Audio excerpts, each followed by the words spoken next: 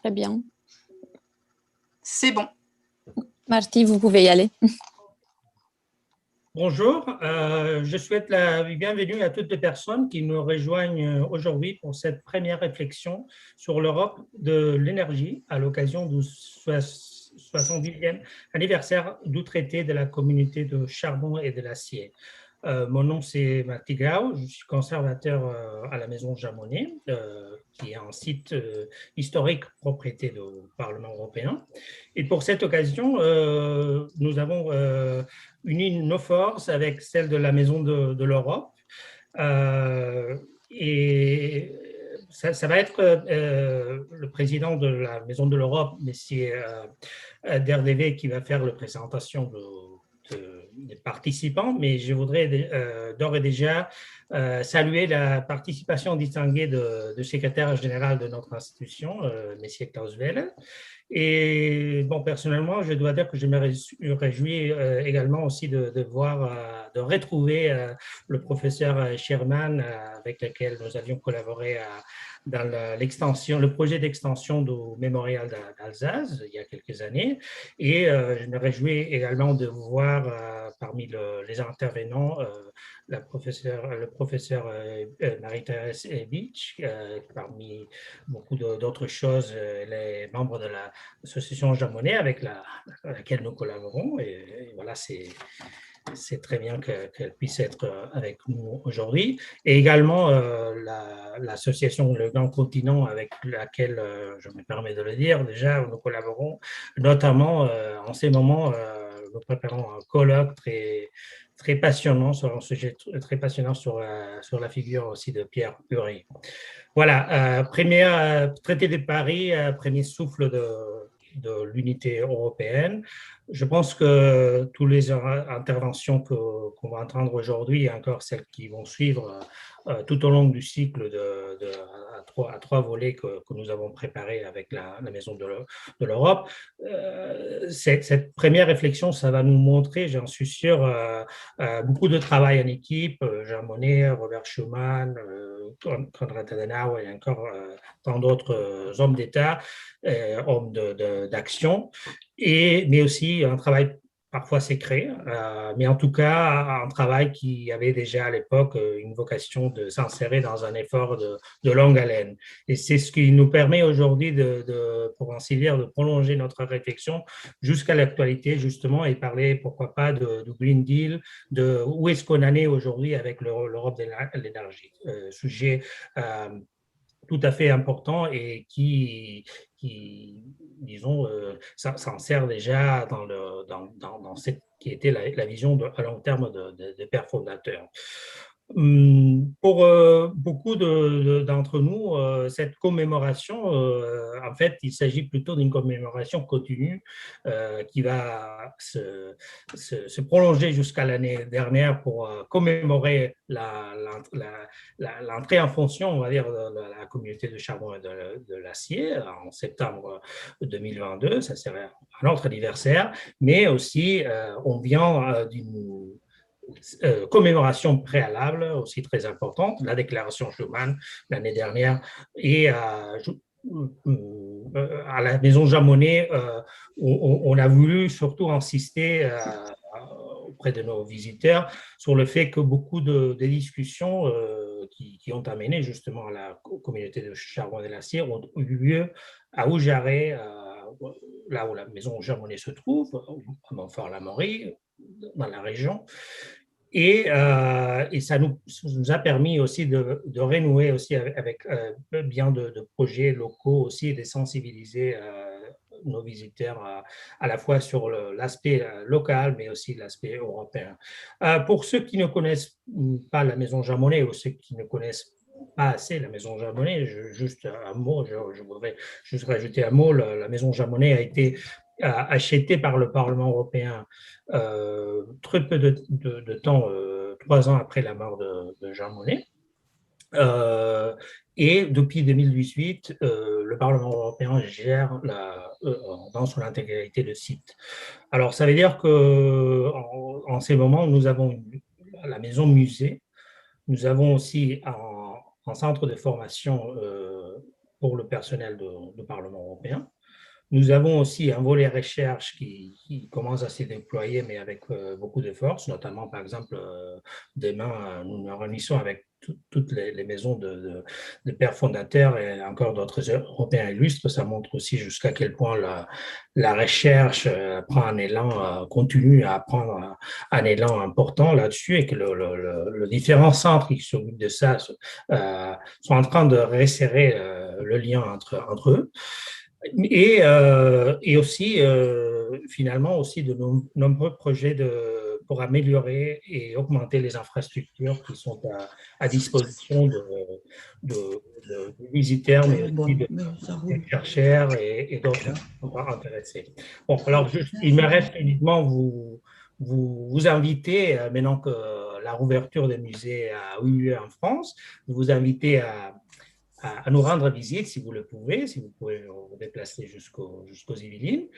Et entre-temps, j'espère que, et j'en suis sûr, que ces réflexions que nous allons juste commencer maintenant, ces discussions, nous montrerons bon, en ce qui concerne Jean Monnet, un homme bien loin de cette légende noire que certains veulent installer dans la pensée collective, pas un homme de parti pris, pas un agent secret, mais un homme, comme on dirait en anglais, a man for all seasons. Quelqu'un qui a su agir pour l'intérêt général dans une grande diversité de contextes, mais toujours en restant fidèle à lui-même. Merci beaucoup. Et Michel, merci aussi pour cette collaboration. Merci beaucoup, Marty, pour ces mots d'introduction et ravi de vous retrouver toutes et tous pour, alors j'espère, une des dernières conférences en visio, parce que on peut rêver du fait que demain, peut-être, on pourra organiser à la Maison de l'Europe ou à la Maison Jean Monnet ou ailleurs des conférences en présentiel, selon ce mot qui a été retrouvé depuis un an, et retrouver le plaisir d'échanger tous ensemble dans une salle ou dans un espace collectif. Pour cette conférence, en fait, et Marty l'a évoqué, on est vraiment parti Maison Jean Monnet, Maison de l'Europe, sur l'idée que le sujet de la CECA n'était pas qu'un sujet du 9 mai, de commémoration, de fête de l'Europe, mais que ça méritait de repartir un petit peu de la jeunesse, de la base. C'est le thème de la conférence d'aujourd'hui, puisqu'on va s'attaquer aujourd'hui ou s'attacher avec nos 4 brillants intervenants à regarder la période 1947-1951 et à essayer de décrypter quels sont les facteurs clés de succès qui ont amené à la signature en avril 51 du traité CECA. On aura en temps 2 une conférence qui sera positionnée en septembre-octobre autour au-delà du traité CECA, l'énergie comme ferment d'inspiration pour les Européens. On l'oublie souvent, mais le traité CEA arrive le même jour que le traité instituant la Communauté économique européenne en mars 57 à Rome. Il est oublié, mais c'est aussi l'énergie qui fait ferment autour d'un traité. Et puis, 3e conférence qui interviendra peut-être au mois de novembre 2021, qui sera sur la méthode Monnet à l'épreuve du Green Deal, c'est-à-dire en gros, comment, si on a analysé encore une fois la réussite obtenue, on peut s'inspirer et pourquoi demain on pourrait suggérer aux institutions, au Conseil, au Parlement, à la Commission d'utiliser peut-être un certain nombre d'éléments qui ont été décisifs dans la conclusion du traité CECA. Donc, je crois que cette séquence nous a paru intéressante. Point complémentaire, c'est que bien entendu, on a mené ce travail la main dans la main avec Marty, avec Philippe Le Guen, avec toutes les équipes des 2 maisons réunies. Et il y aura une trace écrite, on a souhaité, les 2 institutions, qui est des rapports, une étude faite par un certain nombre de chercheurs, de doctorants, pour resituer et pour pouvoir avoir des traces et laisser une trace écrite de tout ce travail et pas uniquement des conférences. Vous présenter rapidement peut-être nos 4 intervenants et puis je leur laisserai bien sûr la parole. Premier intervenant, il a déjà été cité, Klaus Welle, secrétaire général du Parlement européen depuis 2009, éminent homme politique allemand auparavant, qui, je crois on peut le dire sans trahir votre attachement, est très attaché à Jean Monnet et à la maison Jean Monnet de Doujaret et sur Bazoches. Et donc voilà, nous sommes très fiers tous ensemble que vous ayez pris un petit peu de votre temps pour participer à cet échange, Monsieur Welle. nous aurons deux éminents aussi universitaires, alors tous les deux de Strasbourg. Il y a le lobby strasbourgeois qui s'exerce à la personne d'abord de Marie-Thérèse Bitsch, qui est professeure émérite à l'Université de Strasbourg, auteur de plusieurs ouvrages de référence sur l'histoire de la construction européenne, et dont l'un s'intitule, si je ne me trompe pas, Robert Schuman, apôtre de l'Europe, qui a été publié chez Peter Lang en 2010, c'est, je crois, votre dernier ouvrage à la matière. Sylvain Schirman, lui aussi professeur d'histoire des relations internationales à Sciences Po Strasbourg, qui dirige le centre d'excellence Jean Monnet de l'Université de Strasbourg et qui préside le comité scientifique de la maison Robert Schuman de Sichazel. C'est l'autre maison très importante quand on parle bien entendu du projet, des pères fondateurs et du projet européen. Et dernière intervenante, tout à l'heure Marty a souligné l'engagement des jeunes du grand continent sur le sujet, et c'est mon amie Clémence Pellegrin, qui donc est consultante de talent dans un grand cabinet de consulting, mais qui, au-delà, apparaît aujourd'hui comme une des spécialistes des secteurs de l'énergie, de l'aéronautique, de la défense, des infrastructures ferroviaires et d'autres sujets. Et donc Clémence qui mettra la touche générationnelle nécessaire à une réflexion sur le traité CK, son actualité et ses perspectives d'avenir. Je vais peut-être laisser la parole à Klaus Welle pour... on est parti sur l'idée que chacun de vous pourrait avoir à peu près de l'ordre de 10 minutes, mais si vous débordez, ce n'est pas trop grave. Tous ceux qui nous suivent, bien sûr, au fil des interventions, et n'hésitez pas à le faire, utilisez le chat, posez vos questions, et je recollerai effectivement toutes vos questions, vos remarques, vos observations, et on les adressera en temps deux, finalement, à nos 4 intervenants. Monsieur Welle, si vous le voulez bien, et encore une fois, merci d'être avec nous cet après-midi. Merci beaucoup pour cette invitation de parler sur l'importance du traité de Paris. En effet, ça pourrait être un discours assez bref, parce que je pourrais dire, sans le traité de Paris, on n'existerait pas, parce que c'est ça la vérité. Sans ce commencement, tous les autres développements après n'auraient pas été possibles. Mais donné le fait que j'ai 10 minutes, je veux quand même bien utiliser mes 10 minutes pour peut-être faire allusion à 10 arguments pourquoi ce traité était un changement de paradigme. Donc, pas un traité entre d'autres traités, comme on a eu beaucoup de traités, mais c'était un traité fondamental qui a changé les paradigmes qui existaient auparavant en Europe.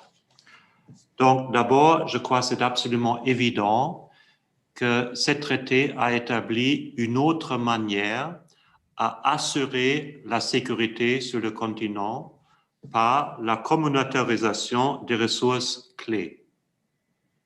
Réfléchissons un moment, qu'est-ce qu'on avait avant? On avait le statut spécifique de la Ruhr, on avait les réparations, d'abord à payer par la France vers l'Allemagne, après à payer par l'Allemagne vers la France. Et même aujourd'hui, je crois que c'est un critère qui reste absolument valable. Imaginons pour un moment que, par exemple, les disputes entre Israël et les Palestiniens sur l'eau pourraient être approchées par l'idée comment est-ce qu'on pourrait utiliser la ressource clé qui est l'eau dans la région d'une manière différente. Deuxième changement fondamental. Traditionnellement, on pense à des relations qui, sont des relations pour diviser un gâteau. Ça veut dire si moi, je veux avoir plus, l'autre doit être diminué. Si on pense comme ça, le résultat est déjà prévisible. Le résultat est des conflits, un qui gagne, l'autre qui perd. Donc, c'est ce que ce traité a installé, c'est qu'on peut penser que le gâteau sera agrandi par la coopération. Donc, ce n'est pas que moi, pour avoir plus, je dois faire l'autre perdre, mais tout le monde pourrait être dans une situation meilleure par une coopération qui est institutionnalisée. 3. Ce traité installe la décision à la majorité et pas à l'unanimité. Et si on connaît un peu la vie de Jean Monnet, on sait aussi qu'il était secrétaire général adjoint de la Ligue des Nations et du Völkerbund. Il a très bien vu qu'est-ce qui sera le sort d'une organisation qui doit être basée sur l'unanimité. Les conséquences nécessaires de ça sont le blocage, l'inefficacité et finalement l'incapacité de résoudre des problèmes. Et si on pense à aujourd'hui, on voit très bien que dans les secteurs où on continue à vouloir décider à l'unanimité, on n'est pas vraiment capable de défendre nos intérêts. La politique étrangère, la politique sécurité-défense, bien sûr, on a une coopération, mais on voit aussi que les risques montent tous les jours et que c'est un secteur où aussi il faut un peu de courage. Quatrième changement très important, la loi remplace la force. La loi remplace la force.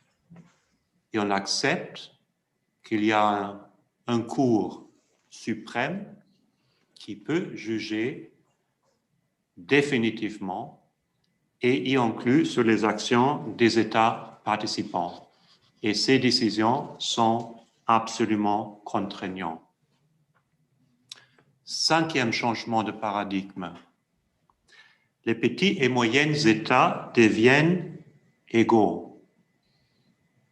Grand changement. Regardons un peu l'Europe entre les deux guerres. Tous les petits et moyens États entre la Russie et l'Allemagne sont ou disparus, ou occupés, ou devenus dépendants. Et la même chose avec les voisins belges, luxembourgeois et aussi néerlandais et dans le Nord. Ça veut dire les États petits et moyens qui avant étaient des terrains d'invasion et d'annexion deviennent des partenaires et peuvent se stabiliser avec l'aide de l'intégration européenne comme État indépendant national. Sixième point. Ce traité-là a aussi pour la première fois établi le modèle de l'intégration par la crise. Et ce n'est pas fini. Pensons juste aux dernières décennies. La crise financière nous a poussés vers des décisions qui avant étaient regardées comme impossibles. Par exemple, la décision pour donner à la Banque centrale européenne la possibilité de contrôler les grandes banques et de trancher si nécessaire. Mais si on met le secteur de la banque ensemble, on met ensemble quand même un système clé de toute l'économie nationale. Ou pensons maintenant à Covid. Avec Covid, on commence un débat s'il ne faut pas avoir aussi une unité dans la santé, pour la santé, quelque chose inimaginable encore il y a quelques années. Septième point, on a surpassé avec le traité de Paris la fausse division entre économique et politique.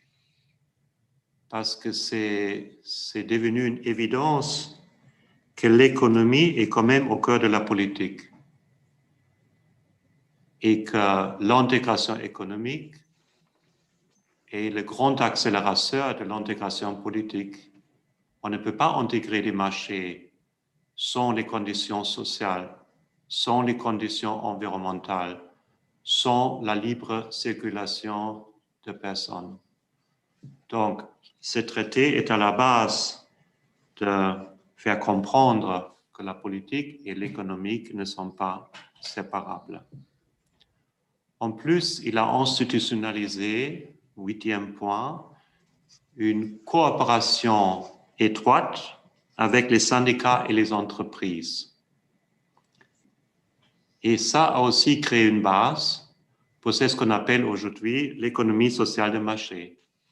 Ensemble avec le contrôle des monopoles, qui étaient quand même entre les deux guerres des forces majeures, pas seulement économiquement, mais aussi politiquement. Et 9e point, Monnet et Schuman.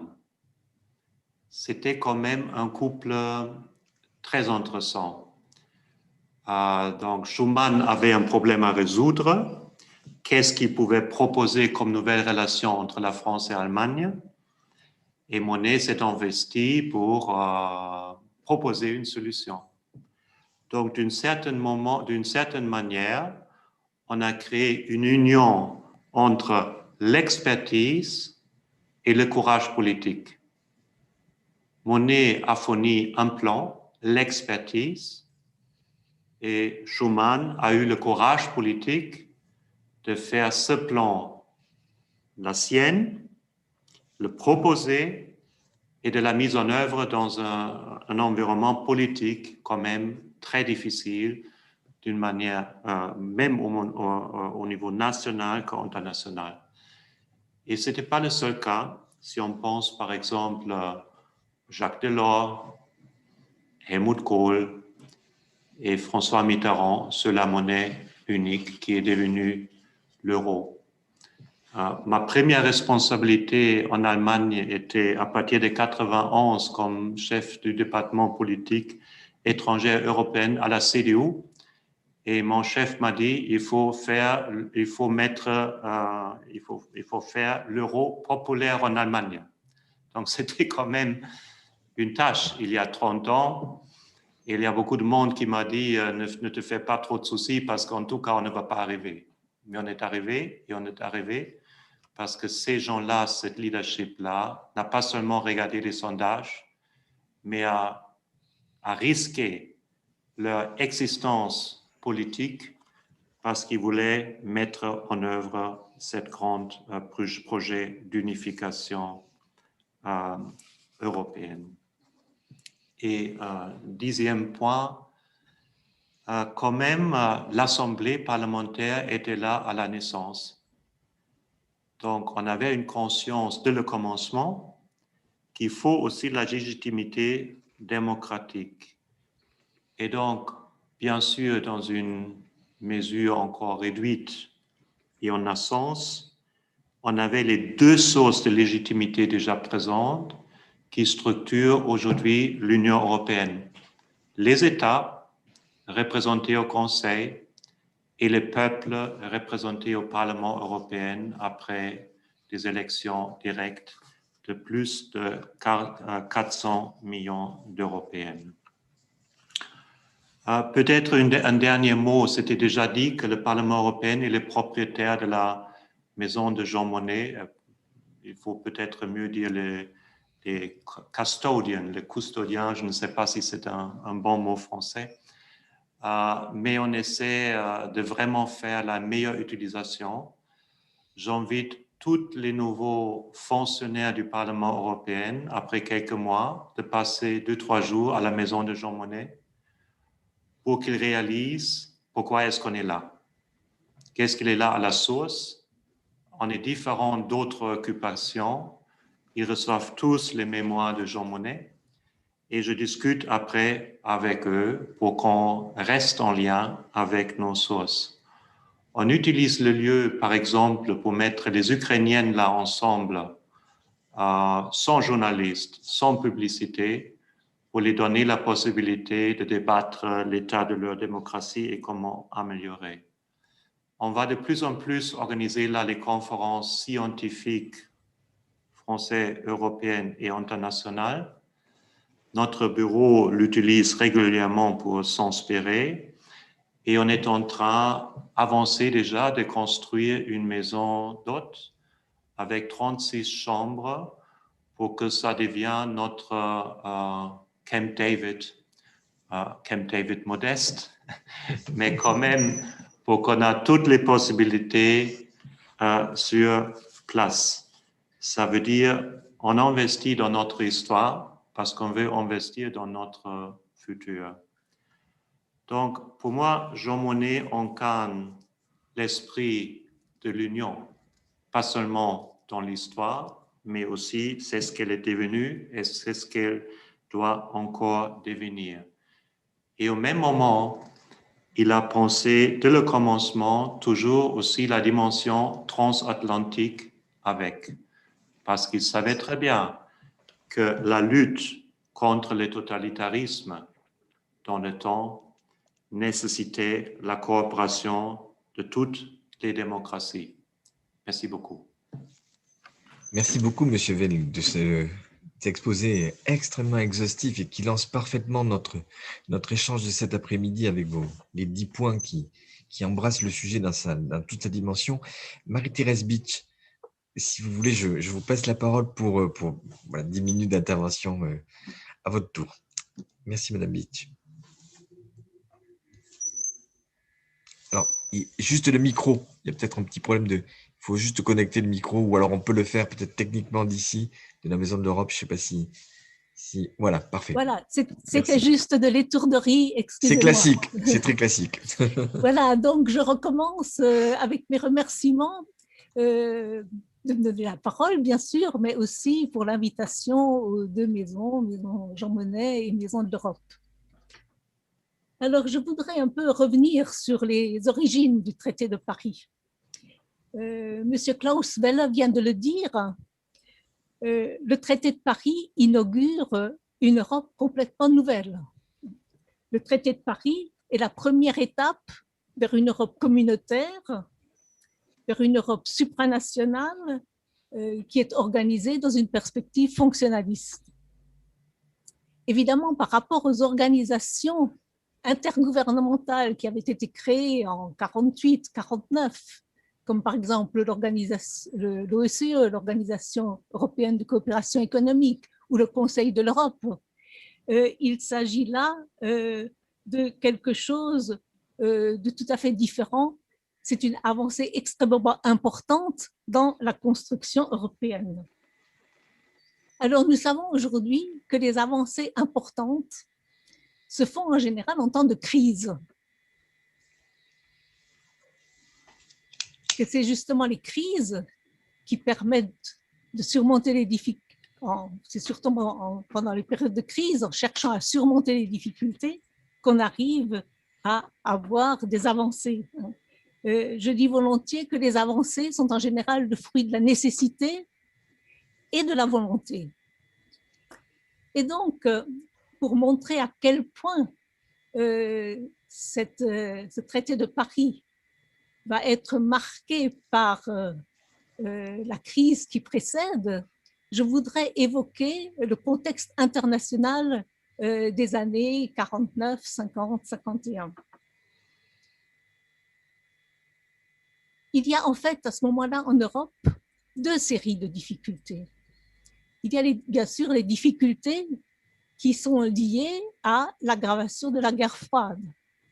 Et il y a d'autre part les difficultés qui sont liées aux tensions persistantes entre la France et l'Allemagne. Je serai assez rapide sur chacun des points parce que je pense que ce sont des questions relativement connues, mais il me paraît peut-être utile de montrer la gravité de ces différentes tensions. Alors, sur le plan international, dans la question de l'escalade de la guerre froide, si vous voulez, je voudrais juste évoquer, dater quelques crises que vous connaissez, qui sont bien connues, et qui, énumérées l'une après l'autre, montrent à quel point l'Europe était menacée par toutes sortes de dangers. Et c'est ce que disait d'ailleurs souvent Monnet en 49-50, que l'Europe est menacée, que nous sommes à la veille d'une troisième guerre mondiale. Alors la troisième guerre mondiale n'est pas arrivée, mais on l'a peut-être quelquefois frôlée. Alors, juste donc les moments les plus importants. En 48, en février 48, c'est le coup de Prague, c'est-à-dire c'est le coup de force politique qui permet aux communistes de prendre la totalité du pouvoir en Tchécoslovaquie. Un peu plus tard, en juin, c'est le blocus de Berlin par l'Union soviétique qui va amener les Américains à répliquer en instaurant le pont aérien pour approvisionner Berlin-Ouest. L'année suivante, 1949, les deux camps qui se font face se renforcent chacun de son côté.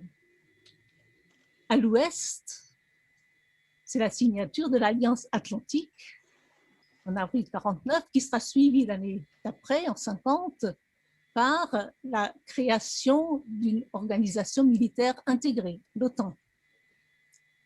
À l'est, le camp communiste, lui aussi, se renforce.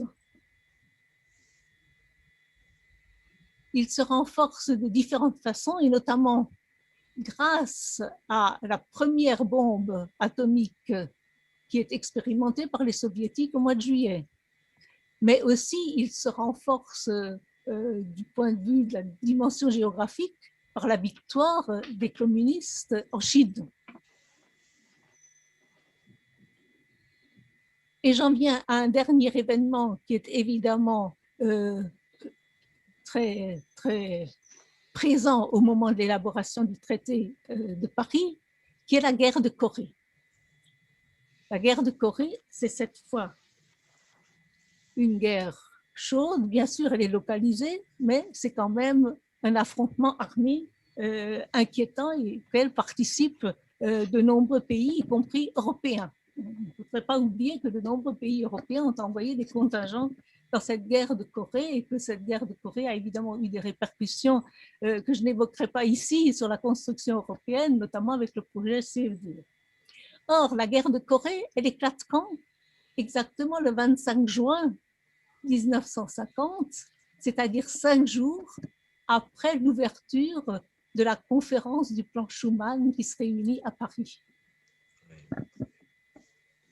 Alors, face à l'escalade de cette guerre froide, les autorités américaines et aussi européennes estiment qu'il faudrait renforcer la solidité du camp occidental pour faire de l'Europe occidentale une sorte de rempart contre l'Union soviétique dans le cadre de la politique de containment.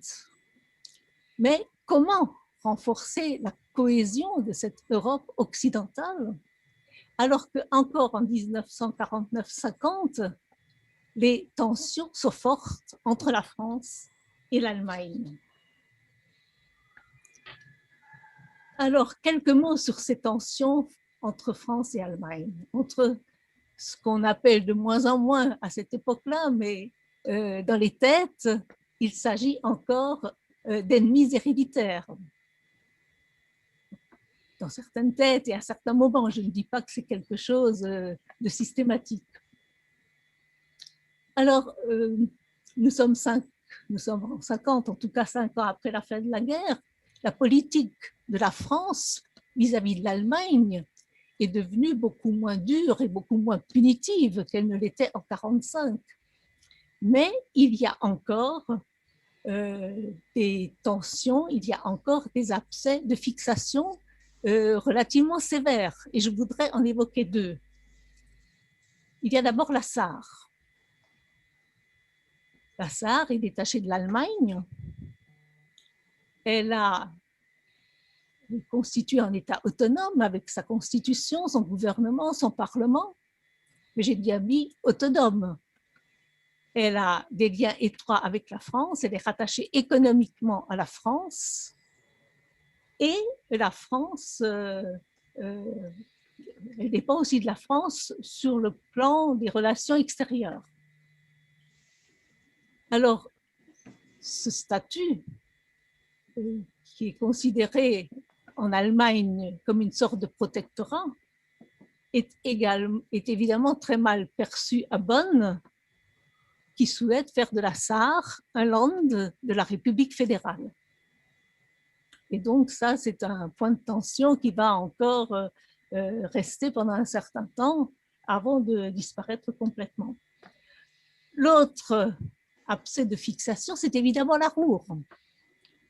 La Ruhr est encore soumise à des discriminations, à des contrôles, et il y a notamment cette institution qui s'appelle, quand on utilise les sigles, l'AIR, c'est-à-dire l'autorité internationale de la Ruhr, qui a le contrôle de la répartition de la production de la Ruhr entre le marché intérieur et les pays européens, et notamment la France.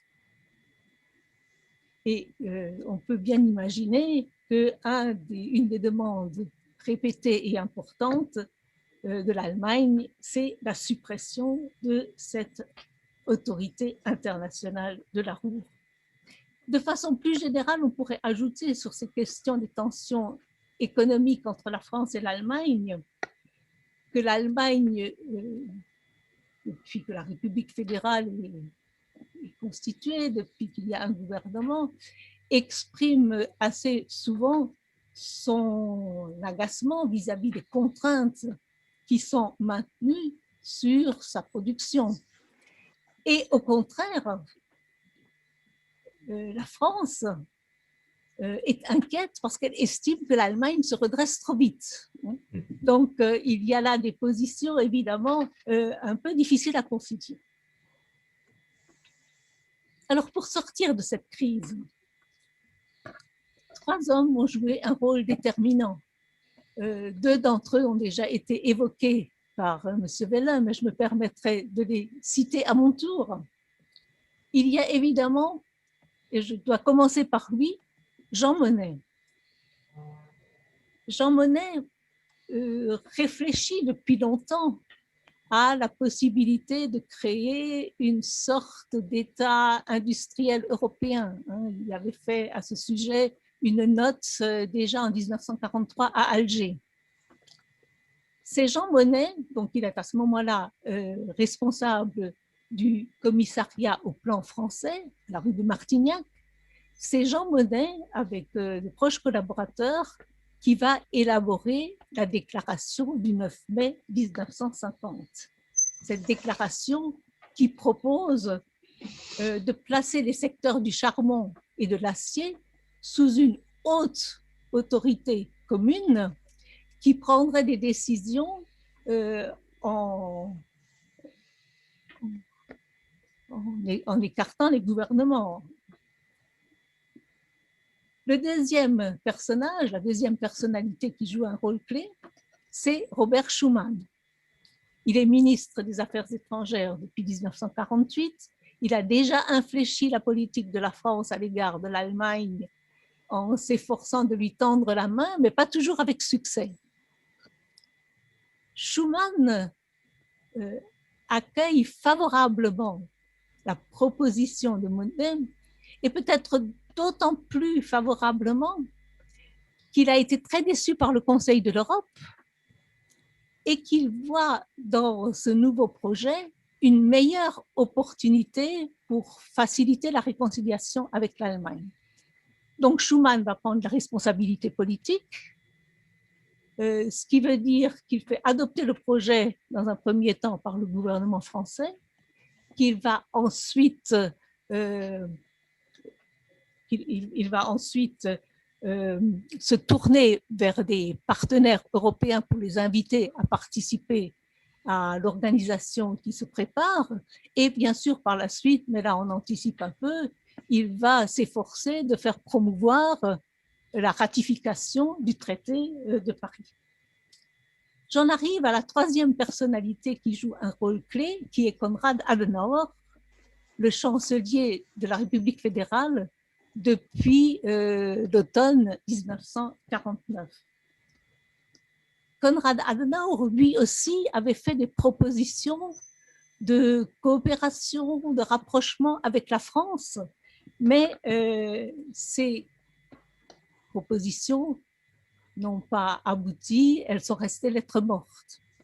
Et lui aussi accepte favorablement et immédiatement cette proposition de qui lui est faite par le gouvernement français, d'autant plus qu'elle promet l'égalité des droits entre la France et l'Allemagne dans la nouvelle organisation. Donc voilà un projet qui est soutenu par 3 personnalités qui vont le faire aboutir dans des conditions relativement rapides, puisque moins d'1 an après le lancement du projet, le traité de Paris sera signé. Je vous remercie pour votre attention. Merci beaucoup, Madame Beach. Et Klaus Welle, lui aussi, évoquait tout à l'heure le rôle des leaders et des décideurs, en évoquant Jacques Delors, Helmut Kohl ou François Mitterrand. Donc, c'est un vrai sujet. L'Europe a besoin d'être incarnée par des personnalités qui portent le projet et qui ont l'ambition bien au-delà des intérêts nationaux. Et donc, c'est encore un point d'actualité. Sylvain Schirman, je vous laisse peut-être la parole, là aussi pour 10 minutes. Et puis, je rappelle à tous qu'il y a le chat pour vos questions. Il y a déjà deux, 3 questions intéressantes que je reformulerai tout à l'heure. Mais n'hésitez pas à utiliser le chat au fil des interventions de tous nos amis pour pouvoir après alimenter la partie débat. Monsieur Sherman, je vous laisse la parole. Merci beaucoup. D'abord, merci pour l'invitation à la Maison Jean Monnet et à la Maison de l'Europe.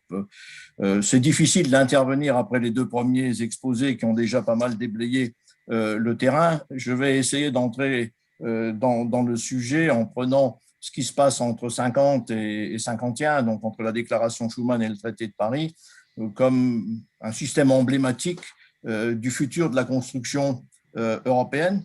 Ça a été soulevé à plusieurs reprises dans les interventions des 2 orateurs précédents que le contexte est important.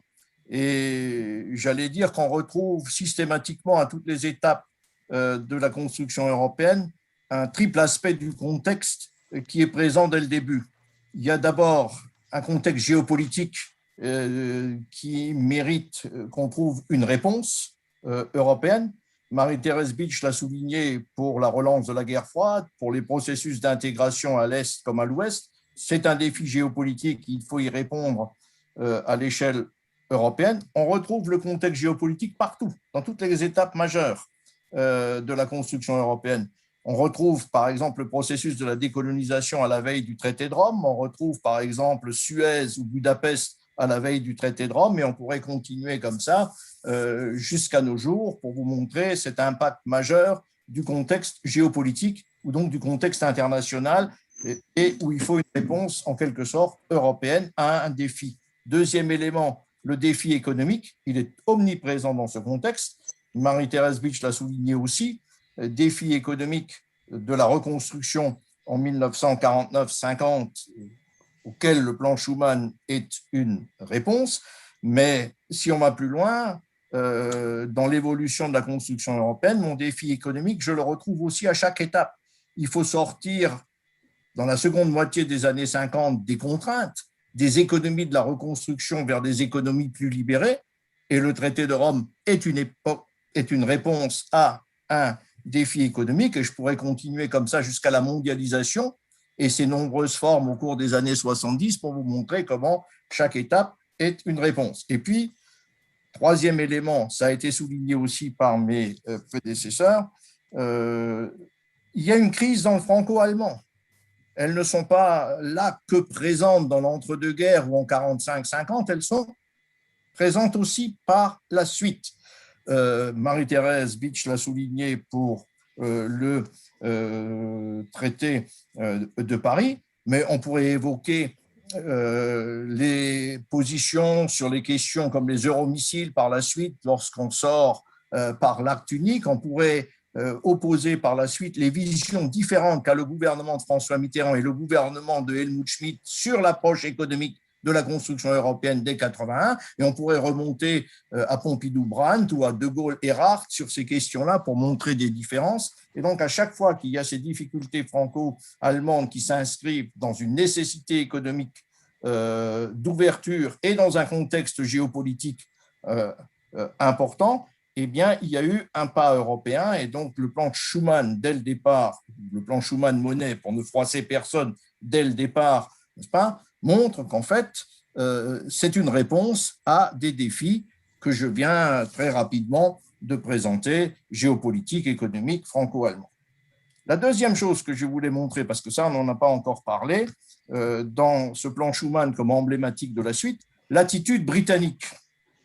On pourrait faire un long topo sur l'attitude britannique face à la proposition CECA, parce qu'il ne faut pas oublier que les Anglais ont été invités par le ministre français et Jean Monnet à venir discuter du plan Schuman et du projet Schuman, et le 2 juin 1950, les Britanniques se retirent de la discussion en n'acceptant pas la perspective d'une autorité supranationale, et puis en étant intimement persuadés aussi que la sidérurgie britannique est la meilleure en Europe et que sur le continent ne va pas les affecter. Mais on a tout au long de cette discussion une attitude du Royaume-Uni qui surveille ce qui se passe sur le continent, qui a un pied qui s'en approche mais qui ne rentre jamais, attitude qu'on a déjà eue dans les négociations qui se sont déroulées entre le Congrès de la Haye et l'ouverture du Conseil de l'Europe à Strasbourg. Ce pas j'y vais pas, je reste dehors, j'observe, je suis en même temps content de ce qui se passe sur le continent européen parce que la rivalité franco-allemande diminue. Donc, dès le début, on a cette attitude britannique qui va vous permettre de comprendre plein d'attitudes du Royaume-Uni par la suite en matière de construction européenne. Le troisième élément que je voulais aussi mettre en avant, pour que la construction se fasse, il a fallu un marieur, si vous me permettez cette image.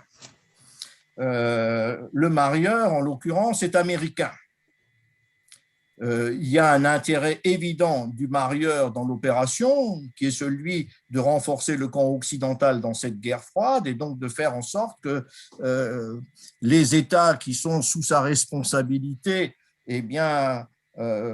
trouvent davantage de cohésion, se renforcent. Et donc les États-Unis, si vous me permettez, sont à l'origine et interviennent quelquefois dans le processus. Ils sont à l'origine, je renvoie à la rencontre entre Robert Schuman et Dinah Chesson en septembre 1949 à Washington. Il y avait d'ailleurs Bevin qui assistait à cette rencontre où les États-Unis disent clairement qu'il faut essayer de trouver une solution pour que, en fait, une plus grande cohésion se mette en place en Europe occidentale, et disent que c'est aussi de la responsabilité de la France de chercher à tendre la main à l'Allemagne.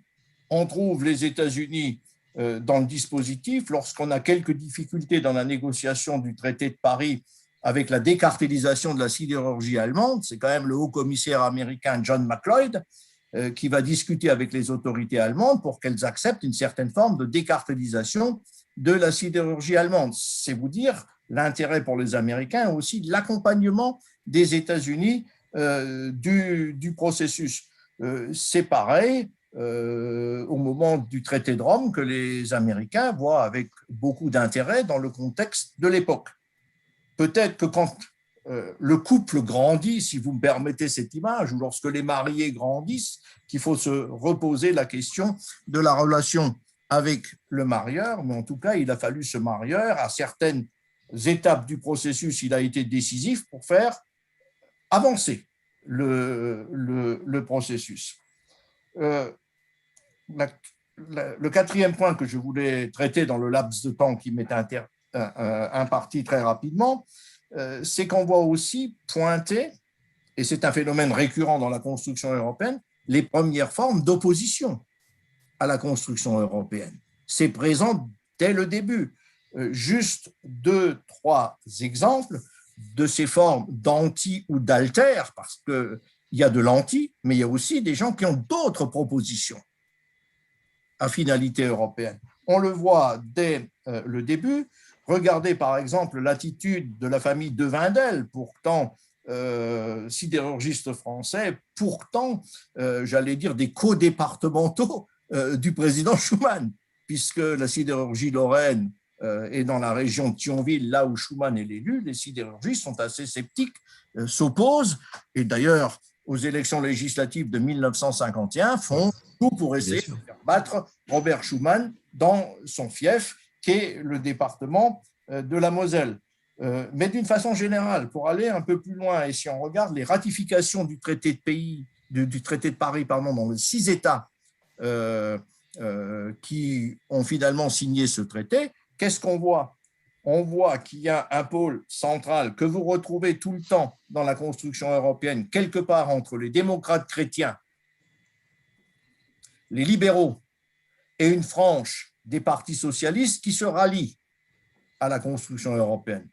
Mais vous trouvez aussi la fracture des partis socialistes sur cette construction européenne, avec des oppositions des socialistes en Allemagne. Je rappelle la position d'un Kurt Schumacher sur cette question de la ratification, qui pensait que, en fait, ce qui était beaucoup plus important, c'est la nationalisation des charbons et de la sidérurgie en Europe et l'unité par rapport à cette acceptation de la fracturation de l'Allemagne. Bon, je rappelle aussi des difficultés des socialistes néerlandais, aussi quelques socialistes français, l'opposition massive des partis communistes occidentaux, italiens comme français, qui sont les grandes forces, mais en face, je trouve aussi des opposants qui viennent de la droite nationale. Je n'ai pas dit nationaliste, j'ai bien dit national. La droite nationaliste en 1950, elle n'a pas le vent en poupe. Donc, 51, et pour cause.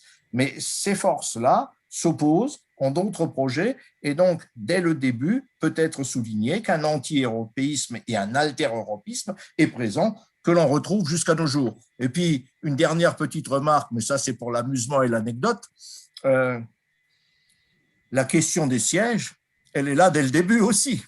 Et puisque je viens de Strasbourg, vous voyez ce à quoi je fais allusion, puisque d'emblée, le fonctionnement de la CECA repose sur 2 sièges. Un siège à Luxembourg à titre provisoire, d'ailleurs c'est son appellation exacte, à titre provisoire, où siège la haute autorité, où siège la Cour de justice, et l'Assemblée parlementaire qui, elle, est à Strasbourg tout de suite dès le début. Donc, ce qui est intéressant, et après on peut en débattre, c'est de prendre ce traité de Paris comme quelque chose d'emblématique de tout ce qui se passe par la suite, aussi bien dans les ruptures positives, comme l'a souligné le secrétaire général il y a un instant, qu'aussi pour d'autres aspects, comme le Brexit, comme la querelle des sièges, comme les oppositions à l'Europe, que l'on trouve là depuis le départ. Et s'il m'est permis, cher président, un dernier mot, est-ce que le président du conseil scientifique de la Maison Schuman peut aussi inviter les hauts fonctionnaires européens à venir faire un petit tour à la Maison Schuman? Il y a aussi une âme de l'Europe que l'on peut voir. Et d'ailleurs, pour les esprits un peu aguerris, il y a des ressemblances entre Jarret et Sichazel, ne serait-ce qu'en termes de paysage, de vallonnement et d'autres choses. Voilà le mot de la fin. Merci en tout cas. Merci beaucoup, Sylvain Sherman. Et je propose d'ailleurs un circuit à 3 maisons. On pourrait envisager une sorte de continuum et de parcours croisé entre la Maison de l'Europe de Paris, Jarret et Sichazel. Merci vraiment de votre propos qui était extrêmement complémentaire et précis et qui éclaire particulièrement le débat. Clémence, est-ce que tu veux peut-être compléter après ces 3 interventions? Et puis on se dit que vers 17h40, on va peut-être pouvoir avoir une vingtaine de minutes d'échange. On pourra terminer autour de 18h. Donc, ça nous laissera largement le temps de débattre entre nous. Et je vois des questions arriver, mais n'hésitez pas à en fournir d'autres et je les retranscrirai tout à l'heure. Clémence Pellerin. Très bien, je serai brève et je n'apporterai rien de significatif à la historique qui a été apporté par les interventions précédentes. Donc, je me contenterai peut-être de commenter avec le regard à la fois d'une citoyenne européenne et puis d'une observatrice de l'énergie en 2021 de ce que supposait la création de la CECA et des questions que la CECA en fait soulève pour la politique énergétique européenne actuelle, et peut-être que j'anticiperai un peu les prochaines sessions de cette série d'événements, mais voici quelques réflexions que je souhaitais vous partager. Première question que soulève la création de la CECA, c'est la conception de l'énergie et de l'industrie à l'échelle communautaire.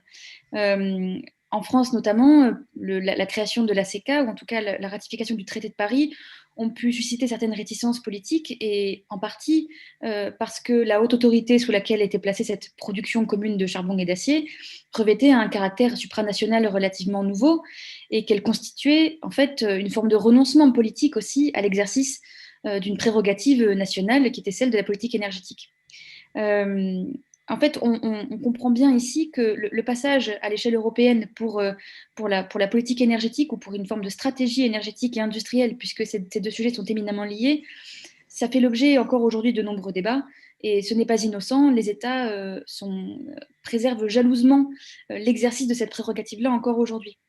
Et le contexte actuel, qui est celui de la transition écologique européenne et qui est celui du Green Deal européen, donc depuis fin 2019, en fait, c'est un contexte très, très douloureux, mais très vif et très intense de discussion entre États. Et lorsqu'il s'agit aujourd'hui que le charbon ne fait plus consensus et que le charbon n'est plus une ressource neutre ni une opportunité à part entière de production, de productivité et de croissance en Europe, aujourd'hui, les États européens, certains États, et je pense notamment aux États d'Europe centrale et orientale, sont confrontés à ce renoncement qui est douloureux politiquement, mais qui est aussi coûteux socialement et économiquement, et qui suppose un profond changement de perspective. Et nous sommes aujourd'hui, avec le Green Deal européen, confrontés à une nouvelle actualité de cette supranationalité et à une nouvelle actualité de cette mise en partage du capital énergétique européen. Deuxième question que pour moi soulève la création de la CECA, c'est celle de la solidarité entre États européens. La déclaration Schuman commence par cette phrase: l'Europe ne se fera pas d'un coup ni dans une construction d'ensemble, elle se fera par des relations concrètes, créant d'abord une solidarité de fait. Et ce point, pour moi, fait tout particulièrement écho. Le contexte historique dans lequel s'inscrit le traité de Paris, vous l'avez tous rappelé, est très riche et très marqué. Et cette notion de solidarité, aujourd'hui, elle est véritablement toujours au cœur de la stratégie énergétique européenne, et c'est notamment le cas de ce que l'on appelle la transition juste, qui a été rappelée à plusieurs reprises par Ursula von der Leyen, et qui aujourd'hui contribue à son tour, pour citer une fois de plus le traité de Paris, au relèvement du niveau de vie et au développement des œuvres de paix quelque part en Europe, puisque ne laisser personne sur le côté de la route, ne laisser aucun État européen sur le bas-côté dans cette transition énergétique européenne-là, c'est fondamental dans la façon dont l'Europe aujourd'hui verbalise et met en œuvre sa transition. On peut penser notamment à l'article 2 du traité de Paris qui mentionne que la recherche de la productivité ne doit pas nuire à l'emploi, ne doit pas causer de troubles fondamentaux et persistants aux économies des États membres. Alors là, aujourd'hui, c'est tout à fait concret. À l'heure où on doit prendre des orientations stratégiques extrêmement fortes sur le gaz, sur le charbon, sur l'exploitation de nombreuses mines de charbon en Europe et dans un nombre relativement restreint de pays, en fait, l'accomplissement de la transition aujourd'hui, il dépend de deux choses. D'une part, évidemment, la réduction de la demande en énergie et la lutte contre la précarité énergétique, et puis l'accompagnement des bassins d'emploi touchés par la transition. Et c'est l'un des volets, je pense, fondamentaux de la transition énergétique telle qu'elle est pensée actuellement. Et à cet égard, la CECA était, en tant qu'institution précurseur, puisqu'elle a elle-même financé des appartements aux travailleurs du secteur du charbon et de l'acier, puisqu'elle a elle a facilité l'accès à la propriété des travailleurs du secteur. Elle a aussi créé des emplois dont une grande partie était destinée aux chômeurs de ces secteurs-là. Donc elle a véritablement eu un rôle politique très fort dans l'accompagnement des territoires qui étaient, à leur époque et à leur façon, touchés par l'industrie du charbon et de l'acier. Et enfin, dernière observation, mais je serai très brève, c'est la notion de marché commun de l'énergie qui a été quelque part initiée par la CECA.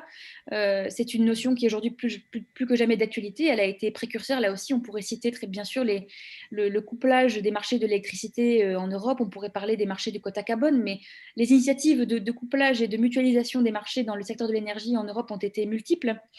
Mais aujourd'hui, et je conclurai là-dessus, là où les marchés de l'électricité actuels sont des marchés de commodité, il y a des arbitrages politiques qui sont très forts aujourd'hui et que la CECA, sur lesquels la CECA peut peut-être nous éclairer, mais je laisserai peut-être les historiens intervenants à ce débat nous éclairer le cas échéant là-dessus. Mais aujourd'hui, qu'il s'agisse du gaz, qu'il s'agisse du charbon, qu'il s'agisse de la maîtrise technologique de chaînes de valeur qui sont de plus en plus complexes, aujourd'hui, on peut trouver quelque part un éclairage, comment dire, des parallèles extrêmement éloquent et vif entre la CECA et certaines initiatives aujourd'hui, comme l'Alliance européenne des batteries, l'Alliance peut-être européenne de l'hydrogène, des moteurs politiques qui ne prennent pas la forme de traités, mais qui témoignent encore aujourd'hui de la forte détermination de l'Europe à impulser politiquement à l'échelle des 27, à l'échelle communautaire, et même à moins d'États, mais sur la base d'adhésion et de mise en commun de compétences et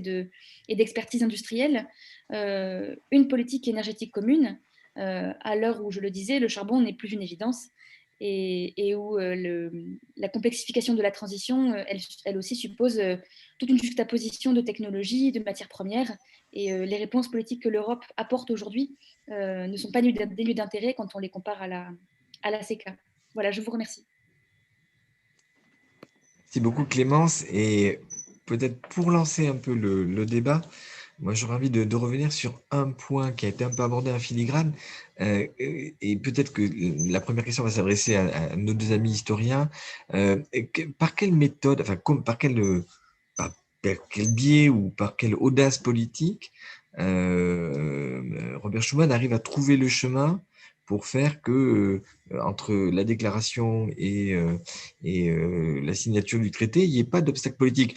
Rappelons-nous 54, le traité sur la communauté européenne de défense, il chute sans doute sur ce que Sylvain Schirman évoquait, c'est-à-dire une partie de la gauche, la GDS notamment, pilotée à l'époque par François Mitterrand, qui se positionne contre le traité visant à créer une communauté européenne de défense. Est-ce que c'est la rapidité de l'exécution ? Est-ce que finalement, il y a eu un effet de surprise ou est-ce que c'est une négociation avec les différents partis, une approche en s'appuyant sur les pro-européens de chaque formation politique de l'époque ? Ma question, vous l'aurez bien compris, elle vise aussi à être transposée en 2021-2022 et se dire comment, si on essaie de prendre ce moment comme un moment de réussite politique, on pourrait transposer les facteurs clés, encore une fois, de réussite de ce traité dans l'actualité du moment. Donc, peut-être d'abord à Marie-Thérèse Bitsch ou à Sylvain Schirman, et puis j'aurai une question pour Klaus Welle peut-être tout à l'heure. Et vous pouvez remettre vos micros, tous les deux, voilà.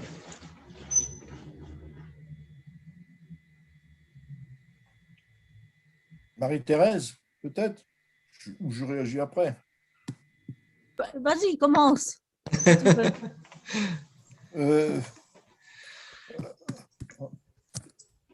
En fait, je commence par la fin. Je pense que le rejet, parce que c'est la même assemblée qui ratifie le traité CED, qui rejette le traité CED. Oui. Je pense que le contexte a joué un rôle majeur dans le rejet en 1954. C'est-à-dire que cette communauté européenne de défense, elle est apparue comme moins nécessaire, puisqu'on avait réglé ce qui a provoqué le projet Pleven. On avait réglé la guerre de Corée par l'armistice. On avait fait la conférence de Genève en juillet 1954, puisqu'on le rejette en août 1954. On avait fait la conférence de Genève en juillet 1954, où Américains et Russes ont discuté des problèmes asiatiques et ont mis en place un processus. Staline aussi, qui faisait plus peur, et l'URSS étant dans une période de transition, ce traité apparaissait comme moins utile. Et donc, tous les opposants au traité ont pu monter sans risque, d'autant plus que la solution de remplacement était déjà en partie réfléchie par les Américains, c'est-à-dire que ça se fasse ou que ça ne se fasse pas, les Allemands réintégraient un système de défense pour eux. Et donc, tous ces éléments du contexte en fait que, voilà, là où peut-être que dans la première ratification, où les opposants ont aussi essayé de faire, au moins en France, tomber le projet CECA. Moi, je rappelle toujours la campagne électorale de 1951 en Moselle, hein, avec une alliance objective magistrale gaullistes communistes. Et les communistes ne se présentant pas dans certaines régions industrielles pour laisser le champ libre aux gaullistes, parce qu'il s'agissait de faire tomber le président Schuman dans les proportionnelles de 1951 pour les législatives. Donc là, vous êtes encore dans une phase intense de la guerre froide. Ça apparaît peut-être comme beaucoup plus nécessaire, utile qu'en 1954. Et puis, voilà, en 1954, vous avez l'exemple, parce qu'on ne le cite jamais celui-là, de l'Italie, qui quand même nous explique qu'ils ratifieront le traité CECA quand les autres auront ratifié. Oui. S'il y avait eu une forte pression et nécessité de la guerre froide, peut-être que. Donc le contexte est toujours important pour moi. Merci beaucoup. Une question nous a été adressée tout à l'heure et peut-être que je vais l'adresser moi aussi à mon tour à Marie et Marie-Thérèse Beach. J'essaie de retrouver la question. Oui, dans quelle mesure le traité de Paris a-t-il permis de régler les profonds désaccords entre la France et l'Allemagne sur les territoires spécifiques, vous les avez évoqués tout à l'heure, Madame Beach, tels que la Ruhr ou encore la Sarre? Ils ne sont pas, ces deux territoires cités explicitement, ils sont dans le traité ou pas? Oui, alors je vais juste rebondir un tout petit peu. Je vais répondre bien sûr à ces deux questions. Je voudrais juste rebondir un tout petit peu sur ce que Sylvain Schirman vient d'expliquer, que j'approuve évidemment complètement. Mais juste deux petits compléments. Je pense que la CECA a soulevé moins d'opposition parce qu'il y a eu quelques mois après tout de suite la CED. Et le projet CED, qui était un projet dans un domaine régalien et qui était un projet beaucoup plus sensible, a un peu cristallisé les oppositions. Mais quand même, la ratification du traité CECA ne s'est pas faite si facilement et il a fallu que le gouvernement pose la question de confiance pour éviter une crise gouvernementale, pour être sûr d'éviter une crise gouvernementale. Alors, juste une parenthèse, parce que justement, sur ce point, une question nous a été posée sur ce qui a été perçu comme le retrait du président du Conseil de l'époque par rapport à ce débat. Vous confirmez ou pas? Est-ce que le président du Conseil français de l'époque était un peu aux abonnés absents? J'ai vu la question. Alors, effectivement, le président du Conseil de l'Europe, du Conseil français, oui, à l'époque, c'était Georges Bidault, au moment du 9 juin 50, du 9 mai 50. Et on sait que Jean Monnet, en tant que commissaire général au plan, dépendait directement du président du Conseil, c'est-à-dire à ce moment-là, en 50, de Georges Bidault. On sait qu'il a essayé de lui faire parvenir le projet. On n'est pas sûr qu'il l'ait reçu, on n'est pas sûr. On est sûr, par contre, qu'il ne l'a pas lu. Et qu'il l'ait lu ou non, on est à peu près sûr aussi qu'il n'était pas très favorable à ce projet. Mais en tout cas, Schuman a dû le convaincre, ou alors il était peut-être un petit peu indifférent aussi. Il a laissé faire Schuman. Il lui a donné le feu vert pour lancer ce projet. Et Schuman a surtout recherché dans le gouvernement d'autres appuis que celui de Georges Bidault, d'appui de gens dont il savait qu'ils étaient pro-européens, que c'était un peu des poids lourds dans ce gouvernement, comme par exemple René Mayer, qui sera plus tard président de la haute autorité de la CECA après Monnet, ou René Pleven, qui est aussi un Européen convaincu, proche de Monnet. Voilà, il y a eu 2-3 personnes sur lesquelles il a pu s'appuyer dans ce gouvernement. Voilà. Donc, Bidault, effectivement, n'était pas enthousiaste par ce projet. Donc ça, je crois que s'il y a des incertitudes sur des points de détail, sur sa position fondamentalement peu favorable, mais enfin, il appartenait quand même au parti MRP, au parti démocrate chrétien, qui dans l'ensemble soutenait la construction de l'Europe.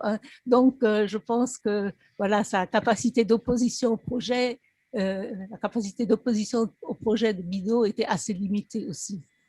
Alors, pour revenir, bien sûr que les deux questions de la Sarre et de la Ruhr avancent commencent à se résoudre, en tout cas, grâce à la négociation du plan Schuman. La question de la Ruhr, le désaccord franco-allemand sur l'autorité internationale de la Ruhr est résolu grâce à la négociation, puisqu'il est décidé pendant la négociation que l'autorité internationale de la Ruhr, qui était ce point d'abcès douloureux pour les Allemands, allait être supprimée dès que la haute autorité prendrait ses fonctions. Et en fait, il a même été Elle a même été supprimée un peu plus tôt. Hein. Mais évidemment, la suppression de l'autorité internationale de la Ruhr ne dépendait pas seulement des 6 qui négociaient à Paris, elle dépendait aussi des trois grands et donc des trois alliés, c'est-à-dire le Royaume-Uni, les États-Unis et la France, et les Américains et les Britanniques ont donné leur accord sans problème. Les Américains étaient favorables à la suppression de l'AIR. Alors, pour la SAR, la question n'a pas été réglée aussi rapidement et aussi facilement, mais néanmoins, au moment de la signature du traité de Paris, il y a eu un échange de lettres entre Adenauer et Schuman, dans lequel Schuman prenait l'engagement que ce statut de la SAR ne serait pas considéré comme un statut définitif par la France. Donc la question n'était pas encore réglée, mais il y avait en quelque sorte une promesse de la régler ultérieurement. Et comme vous le savez peut-être, c'est un autre traité qui va être l'occasion de revenir, de mettre la question de la SAR à nouveau sur le métier. Et finalement, c'est au moment de la négociation du traité de Rome que la question de la SAR sera également sera évoquée. Merci beaucoup. J'aimerais, Monsieur Velle, vous poser une question un petit peu. Alors, vous savez, on aura une 3e conférence de ce cycle sur « Et demain, la méthode Monnet à l'épreuve du Green Deal ». Mais comme vous nous faites l'honneur d'être avec nous aujourd'hui, j'aimerais vous interroger sur ce point. Et puis Clémence, tout à l'heure, évoquait les sujets du moment. Parmi les 10 points que vous avez évoqués, vous avez souligné comme facteur de réussite le fait qu'on était sur des décisions à la majorité et pas à l'unanimité. Donc, on avait un mode de gouvernance qui est un mode de gouvernance qui permettait d'avancer avec une union à 27, avec des modes de décision qui renvoient à des conseils qui parfois s'éternisent de longues heures. Voilà. Comment aujourd'hui les institutions pourraient, à l'horizon peut-être de la fin de la conférence sur l'avenir de l'Europe que le Parlement européen a accueilli pour son ouverture le 9 mai dernier, comment on peut rêver en 2022 d'un pas ou d'un saut qualitatif du style du traité CECA, et qu'est-ce qu'on pourrait imaginer comme élément fédérateur? Est-ce que c'est l'énergie? Est-ce que c'est d'autres domaines? Et donc, j'aimerais volontiers vous interpeller. On débattra de ce sujet pendant 1h30, 2 heures dans quelques semaines, quelques mois, mais comme vous nous faites l'honneur d'être avec nous aujourd'hui, j'aimerais vous poser cette question. Peut-être le commentaire suivant. J'ai vu pendant les crises de la dernière décennie que très souvent le débat a commencé avec des juristes qui ont dit c'est ce qui n'était pas possible juridiquement, et les crises ont fini avec les décisions sur ce qu'il était nécessaire. Ah oui. Et c'était sûrement le cas pendant la crise financière, où par exemple d'un point de vue allemand, les possibilités étaient extrêmement restreintes. Je crois aussi on a vu une réinterprétation de ce qu'il peut faire une banque centrale européenne qui se situe aujourd'hui un peu entre la Bundesbank et la Federal Reserve.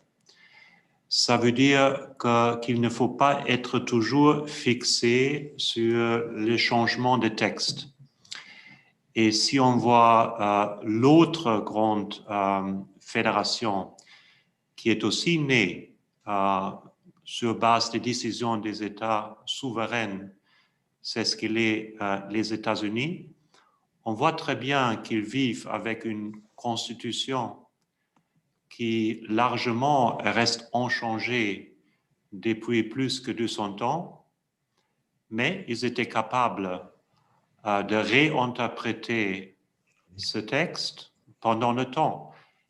Ils ont commencé, par exemple, avec un président extrêmement faible. C'était voulu parce qu'ils ne voulaient pas réinventer la royauté en États-Unis.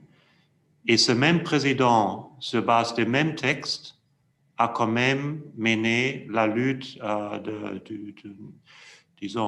l'Ouest pendant la guerre froide et a représenté ce qu'on appelle la présidence presque impériale. Ça veut dire, je crois, il faut aussi apprendre chez nous de ne pas toujours et tout de suite dire c'est ce qui n'est pas possible, mais de regarder le texte attentivement, qui nous donne normalement quand même énormément d'espace. Il faut cet espace parce qu'on va avoir besoin de cet espace.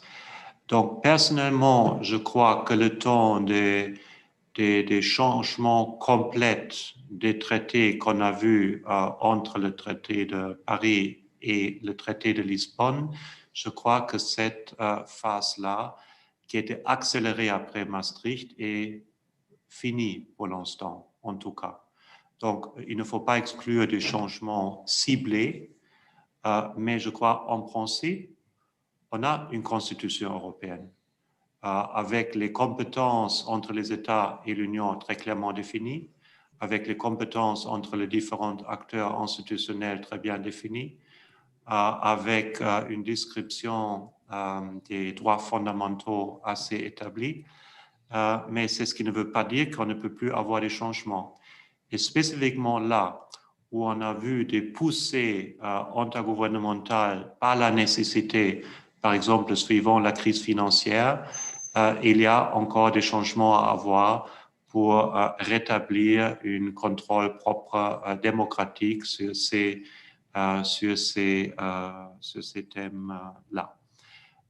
Donc, pour la conférence sur le futur de l'Europe, personnellement, je crois qu'il faut maintenant établir une bonne coopération entre les différents acteurs, une culture de coopération. Le point de départ sont très différents, mais je crois spécifiquement entre les parlementaires européens et les parlementaires nationaux, c'est absolument possible de développer une dynamique qui sera très utile.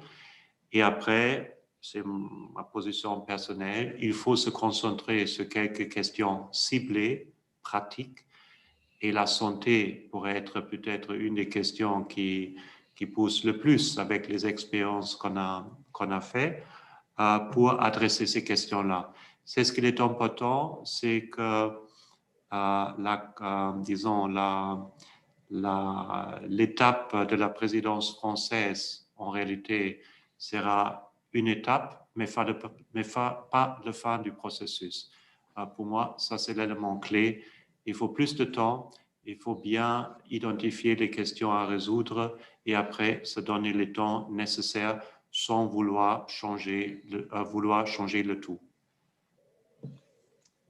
Merci beaucoup pour votre excellente remarque.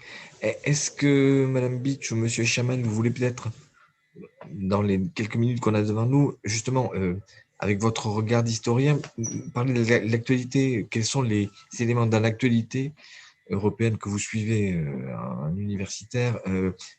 Quels sont les éléments qui font penser à une actualité du traité CECA? Qu'est-ce qui pourrait aujourd'hui faire partie des sujets quand on évoque le Green Deal, le pacte vert que la Commission a mis sur la table il y a déjà presque 1 an et demi. Voilà. Est-ce que c'est vraiment ces sujets-là? Est-ce que c'est la santé, comme Monsieur le secrétaire général vient de dire? Est-ce que, voilà, autour de quoi nous pourrions faire communauté dans les prochains mois?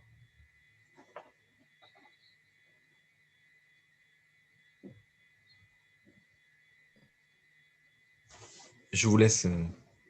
Vas-y, je vais commencer avant, oui, vas-y maintenant. Oui, mais je ne suis pas prophète, mais je pense qu'effectivement, si c'est selon la façon dont les choses sont peut-être, j'allais dire, emballées, la façon dont elles sont présentées, il me semble que la question de la santé est quand même actuellement quelque chose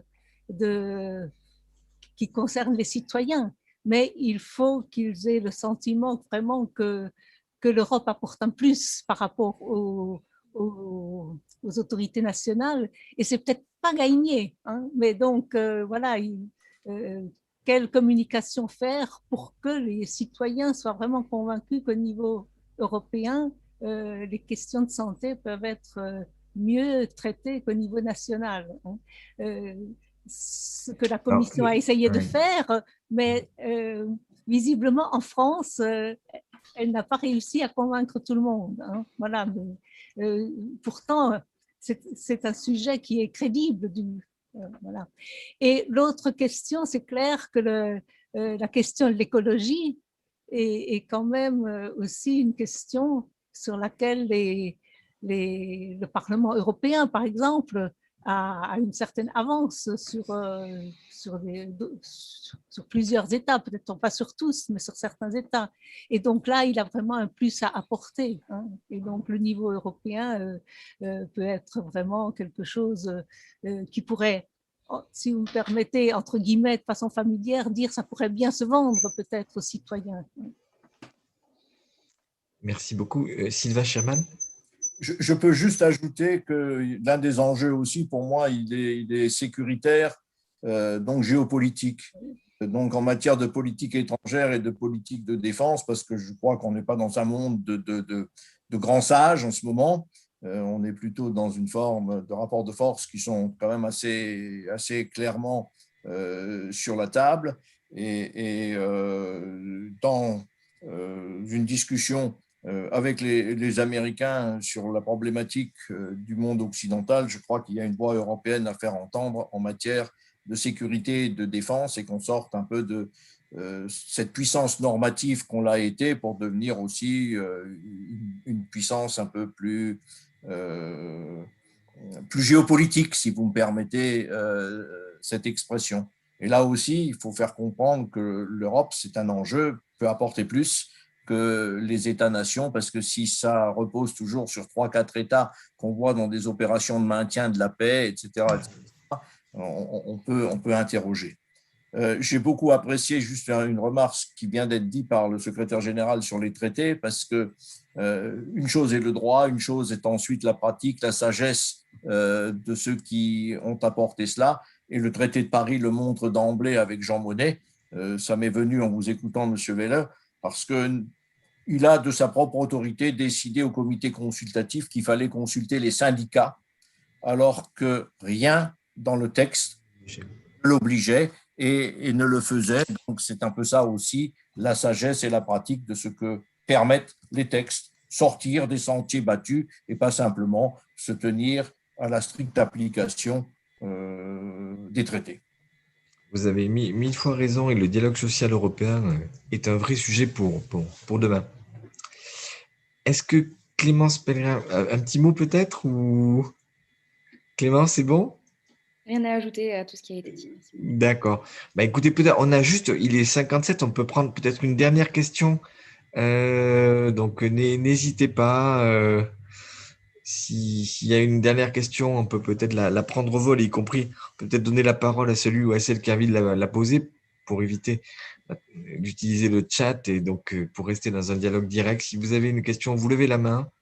C'est aussi permis dans les fonctionnalités que nous avons. Donc, non, je vois aucune main, aucun regret. Et ben, donc, je consacrerai les quelques instants que j'ai devant moi pour, au nom de la Maison Jean Monnet, au nom de toute l'équipe, Marty, toutes les équipes de la Maison Jean Monnet, les équipes de la Maison de l'Europe de Paris, bien sûr, vous remercier tous les quatre pour vos interventions. Monsieur le secrétaire général, Madame Biche, Monsieur Sherman, Clémence Pellegrin, pour cette première conférence qui augure d'un beau cycle. Et donc, comme je vous l'ai dit tout à l'heure, bien sûr, au-delà de ce moment digital, on aura une trace puisqu'on va avoir des études qui vont reprendre, bien entendu, tout ça et pouvoir, avec le temps que laisse l'écrit, travailler de manière un peu académique, universitaire, sur les thèmes qu'on a évoqués aujourd'hui. Et donc, merci à toutes celles et tous ceux qui se sont joints cet après-midi. Et puis, rendez-vous. Donc, la date vous sera communiquée. On évoquait tout à l'heure avec Monica le fait que ce sera sans doute septembre-octobre qu'on fera notre deuxième conférence sur le thème « Au-delà du traité CK, l'énergie comme ferment d'inspiration pour les Européens ». Et donc, on va couvrir toute la période 51-2020. Vous voyez que c'est une période assez large. Donc, on parlera bien sûr du traité CK, du traité CEA dans ce cadre, mais d'autres réalisations. Et puis après, la troisième conférence arrivera plus tard sur la méthode Monnet à l'heure du Green Deal, c'est-à-dire l'actualité. Merci encore à toutes et à tous. Et puis, bon après-midi, bonne fin de soirée. À bientôt.